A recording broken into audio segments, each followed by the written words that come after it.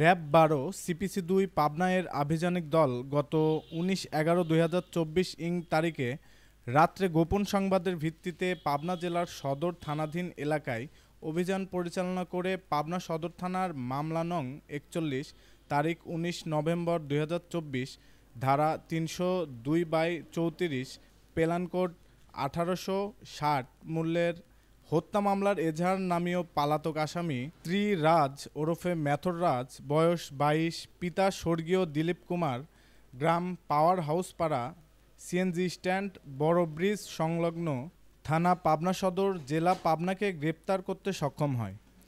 উক্ত আসামির বিরুদ্ধে আরও একটি হত্যা মামলা বিজ্ঞ আদালতে বিচারাধীন রয়েছে।